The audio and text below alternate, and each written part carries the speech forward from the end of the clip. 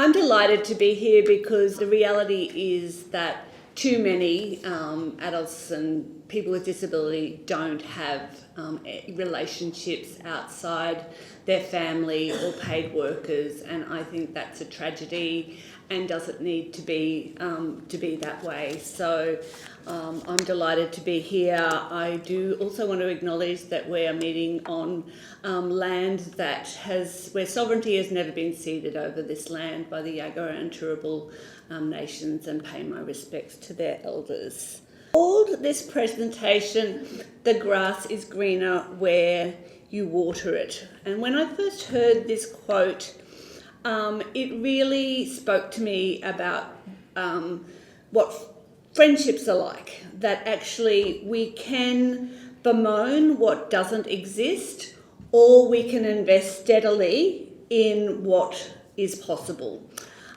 So I guess one of the reasons this is interesting to me is because when my son was born with Down syndrome 30 years ago, for the first 48 hours, I was consumed with an image of him as an adult and me sitting at home day in, day out, completely isolated from the world and with nobody who would be there for us. And so this was my image of what life with an adult family member with Down syndrome was.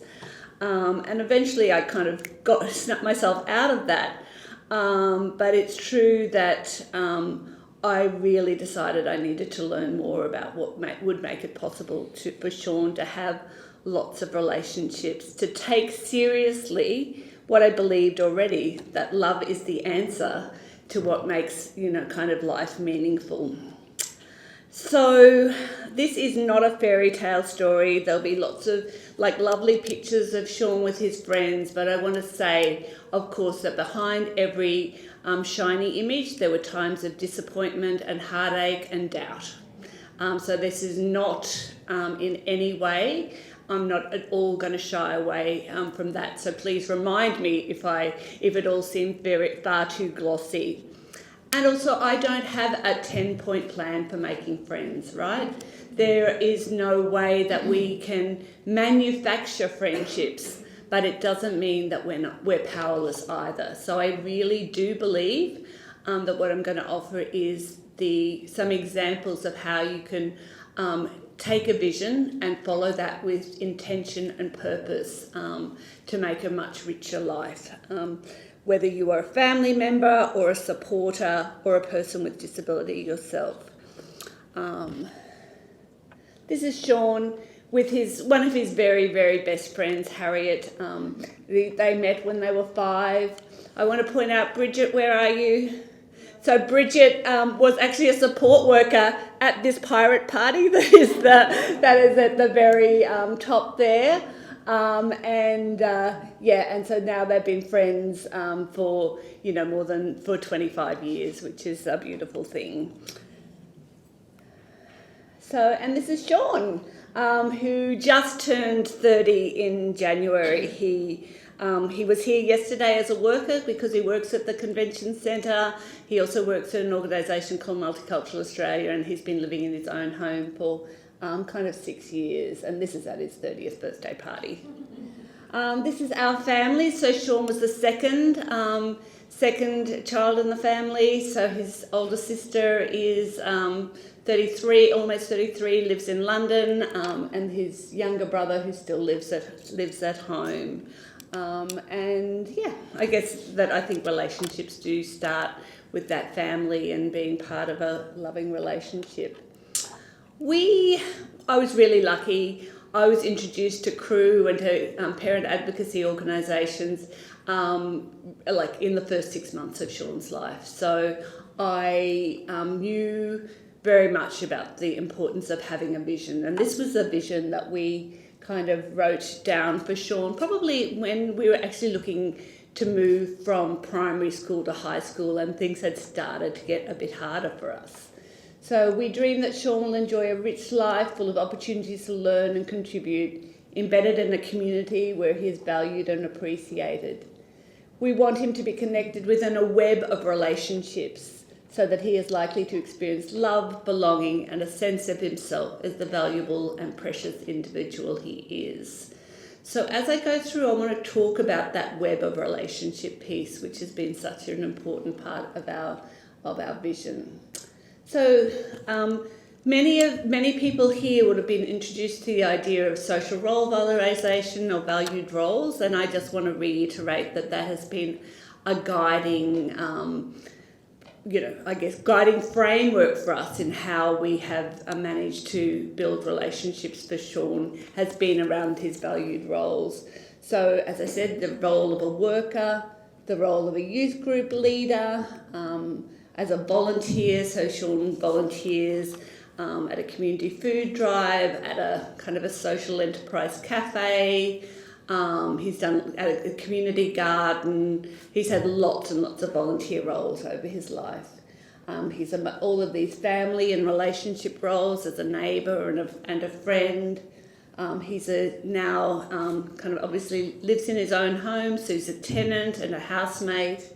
He's been a cyclist, soccer player, gym member, swimmer, and many other recreational kind of roles.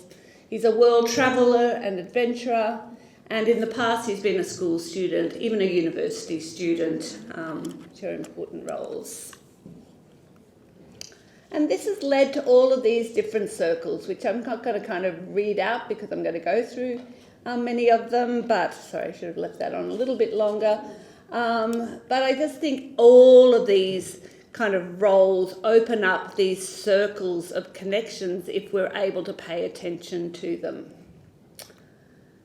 So I want to talk about really some of the roles that have been some of those circles. So these are his primary school friends. This is actually a photo from his 21st, which you think, now God, that's 9 years ago. It's a very old photo. But he actually has at least, not all of those friends that he's still in contact with, but 7 of them either came to his 30th birthday or, if they didn't make it, caught up in the last couple of weeks. And these are the people who hold his story, right? When you heard Dan and Link, and you think they're the people who know the funny things that happened in your childhood and thinking about how important that was. And so Harriet, his friend, is just about to have a baby. He was the ring bearer at her wedding kind of 2 years ago. They're really, really important friendships and roles. These are his high school friends, and I have to say that people who've heard me talk about this will know high school was a bloody hard gig. So first of all, we were rejected from 3 high schools. He ended up at a school that promised a lot of inclusion, and after a short time kind of told us we were in the wrong place and that special protective places are meant for people like him. Some of those meetings that will be familiar to parents where you 7 or 8 people whose role is to convince you that you are not welcome at that school. And one of the things that was said to us during those times was by the head of pastoral care, which is always kind of one of those things you have to look at, was that your son has been at this school for 18 months and he doesn't have a single friend. So these photos are important to me because they show that actually being stubborn is a really, really important part of pursuing friendships. So don't believe the naysayers, hold on to your vision. And so at his 21st, there were 37 of those boys who were not his friends who were there, 3 years out of school. And he just went 2 weeks ago to, can't see if I can see Matt there, but the Bucks night of one of his friends who, it was one of those things which is definitely not a fairy tale moment because he started hitting the cocktails at 5 p.m. and had to come home before he vomited on the stripper, but it was still included in that, so yeah. And then I guess I just want to say these are the things where these friends The things that they do together are really ordinary. So he'll go and have a drink with Matt, who still lives really close to him. Sometimes they'll do a gym session.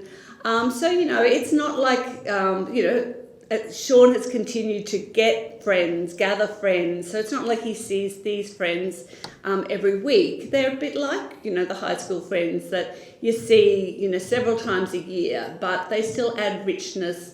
Again, they hold his story. They remember when he threw a can of Coke into the room, or, the rugby games that were the big losses and wins of his high school years.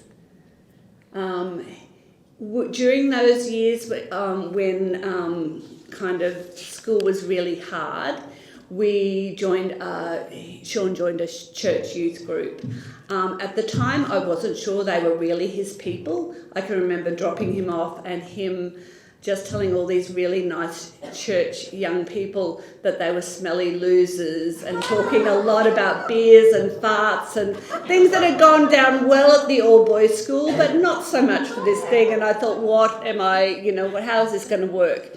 And it probably was one of those things, like it was just an activity really, a Sunday afternoon activity for several years before I saw any connection. But now that's more than 15 years ago now that he's been connected. He's no longer a youth group leader, and the Frisbee is because that's one of the ways they can have a social Frisbee thing on a Saturday afternoon. But it's now kind of this group of friends, particularly the young people who are down in this photo, who have been really constant in his life over the past kind of 15 years. And I just want to point out, I'm going to talk a bit later about kind of going deeper, but one of the things we did to move this from just an activity, youth group as an activity, was one, that Sean was supported to step in the role of youth group leader, and we had a really on-side kind of person who helped Sean to have a role, which was timekeeping, logistics, so setting up tables, supported to kind of play other roles in terms of leading discussions. So he certainly wasn't someone who was, could read big lengths of the Bible. He can read, but he can't kind of read to that extent. But he was supported to play other roles. And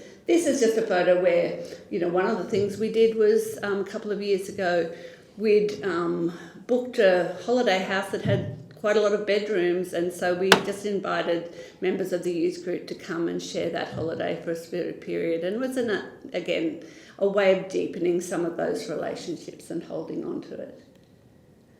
And these are now some of the other people who graduated from youth group who are in that photo, and their kids are being part of Sean's Monday night dinners that he hosts at his unit.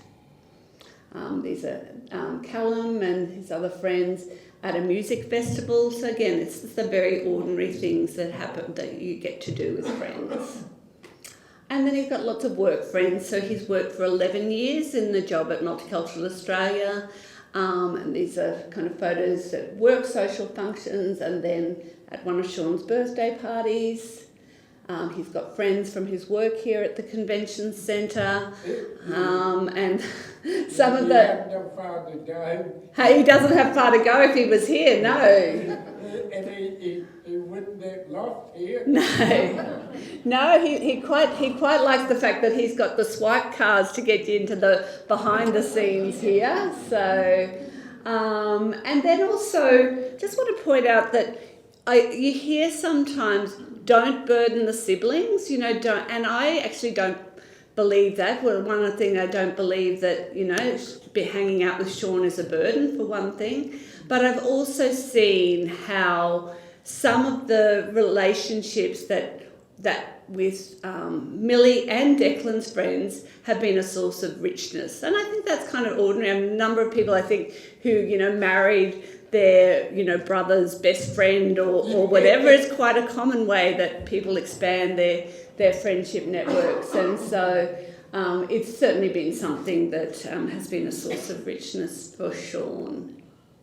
And then he does have like a small number of other friends with disability, including some other young adults with Down syndrome and some other friends. So,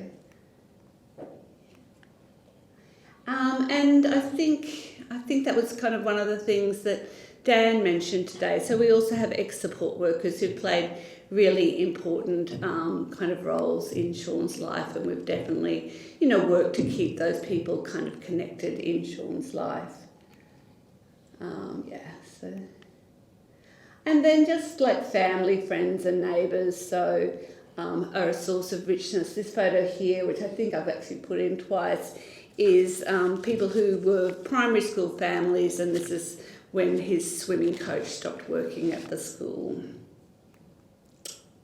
And crew friends, so you might recognise Catherine there, and some people will also know Hugh Rose Miller, who worked at Crew. And so Catherine and Hugh are people who Sean met when he dropped into my work, actually probably when he was suspended from school and came into the Crew office. But he has been inviting them. They don't live too far from where he lives, and so he's invited them for dinner and vice versa. So, kind of how did all of that richness happen? So, I guess one of the I love this quote from Alan Mansky, who says there are 3 challenges for families in building relationships: opening, making space for others, asking, and believing. And he talks about that the believing is about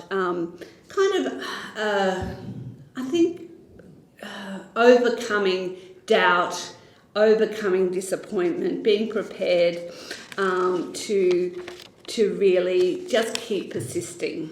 And I think he would say the most important thing is just to believe in the possibility of relationship. So I realise many of you will probably have well past this stage, but the first important thing is just to follow the kid plan or the ordinary path. And I think that translates as well if you are, in the adult years. Think about what is, age appropriate, age and gender, if you like, appropriate to who your person is, to find the places where they're going to be kind of welcomed and included and feel they fit. So for us, it was really important that Sean was in kindy and soccer and Auskick and circus classes, because they were the things that kind of made sense for him. And it was also really important that he was... Sorry, I've got really cheap glasses, so now I can't actually see anything, so I'm going to take that off.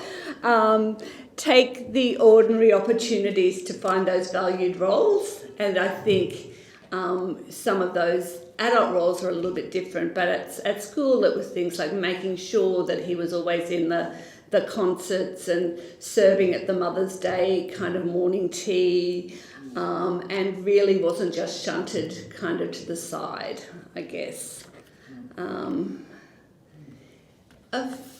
think one of the things, I think most of us are able to kind of identify ourselves who are the people that we click with. But for us to help Sean to go deeper, we actually needed to pay attention. So we knew that certainly when Sean was younger, he wasn't able to initiate those kind of invitations for people to come on play dates or to make plans to independently catch up. So we really needed to pay attention to who were the people who seemed to be Sean's people, and once we did, really help him to do those invitations. Said valued roles, build connections, and I think one of the points I would make, and this is it's like never too early or too late, but also that often you don't see the fruits of your efforts for quite a while. So again, it's a reason to keep persisting, because then there's a little photo kind of here. So these are some of the primary school friends who are in the earlier photos around, and one's at a wedding, not a and one's at Sean's birthday party. And I think again, actually, Bridget, you're going to get a second mention. So I can really remember that Bridget was also, we used some of our support hours. It was pre-NDIS, so I think we got 2 hours of support a week, and we used that support to have an extra person there for those play dates. And the reason for that was that sometimes they would torture. So Sean would kind of go and turn on the TV and watch endless things of Barney, the really annoying purple kind of creature, and ignore his friends. So, and I would, as the parent, would get so anxious about that just having a younger, more energetic person to help hold that space was really important. So maybe I think using our support hours well in terms of nurturing relationships is sort of one of those principles for the ages. So, and just keep believing. So again, I wouldn't have known. It's really interesting thinking of Sean's friend Harriet. I don't think I knew they were such close friends until they were in grade 7. And then now I look back at all of the photos in their primary school and went, she was always there. She was like Velcroed to his side. And probably because I was only thinking of boyfriends, not, like his male friends, I just completely ignored that Harriet was such a close and constant friend. So yeah, I think it's just like you have to be in those places, and then you need to, we need to kind of keep nurturing that. But one of the things I did learn once I kind of woke myself up was that not to ignore the signs of friendship on offer. So not to, So one of the things that happened is that Sean would invite Harriet, like in his speech was tricky to understand, but he would be understandably inviting Harriet, and I'd say to Mum, "Oh, don't worry, it's fine, you're probably busy."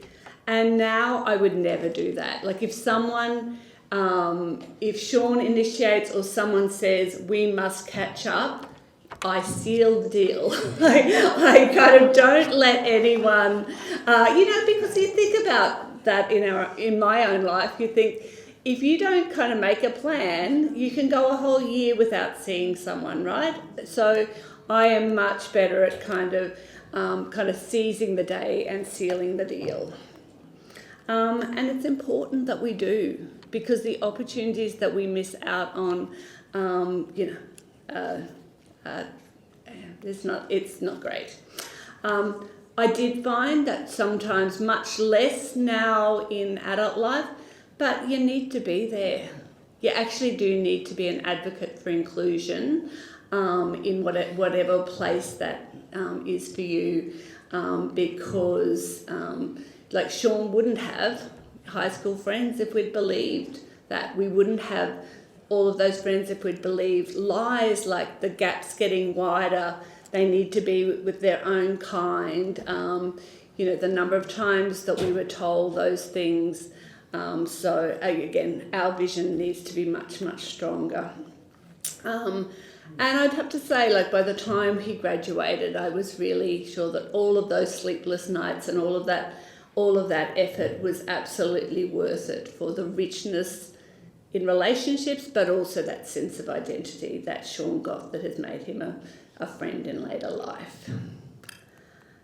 So I think Shirley already mentioned this. So I was always a working parent. I did try and do the kind of play dates when Sean was younger, but then kind of when I returned more to full-time work, that was harder to do, but I could put the effort into parties. And so we've very religiously had birthday parties, but probably extra parties. So we were the people who put our hands up to do the end of term party or the soccer breakup or whatever that would be, just to have young people kind of in our home.